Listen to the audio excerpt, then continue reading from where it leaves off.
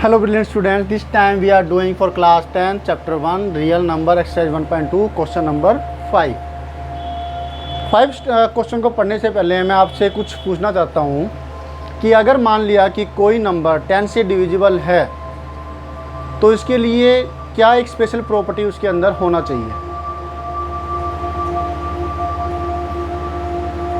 चलिए मैं बताता हूँ। उसके अंदर जो भी नंबर है उसके अंदर एटलीस्ट कम से कम एक 2 और एक 5 का होना बहुत ज़रूरी है। जैसे कि मान लिया कि 10 है, ठीक है, तो 10 का मतलब क्या होगा 2 × 5, तो उसका एंड में 0 आने के लिए कम से कम एक 2 और कम से कम एक 5 होना बहुत ज़रूरी है। अगर नहीं है तो वो नंबर कभी भी 0 पर एंड नहीं होगा, यानी कि उसके लास्ट में 0 नहीं आएगा। राइट। अब आपसे पूछा गया है check whether 6n can end with the digit 0 for any natural number n की किसी वैल्यू के लिए 6n क्या 0 पर एंड होगा। मैं कहता हूँ नहीं होगा। क्यों नहीं होगा? आपके सभी टीचर्स भी यही बात कहेंगे नहीं होगा।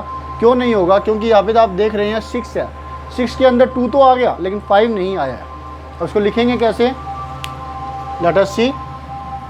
और लिखने से पहले फटाफट अगर अब तक आपने चैनल को सब्सक्राइब नहीं किया तो प्लीज़ इसे सब्सक्राइब कर लीजिए, शेयर कीजिए नीडी स्टूडेंट्स के लिए, कमेंट कीजिए कुछ कहना चाहते हैं तो, और बेल आइकन दबाना मत भूलिएगा ताकि आपको लेटेस्ट अपडेट मिलती रहे। लाइक का बटन दबाना मत भूलिएगा। सॉल्यूशन के अंदर 6n है 4, यानी कि 2 × 3, 6 के प्राइम फैक्टर्स ये है 4 ending with 0 the number must have at least कम से कम 1 2 एंड 1 5। यहाँ पे इसको ऐसे लिख देते हैं, ठीक है। एक 2 होना चाहिए और एक 5 होना चाहिए, but 6 has only 2 but not 5, hence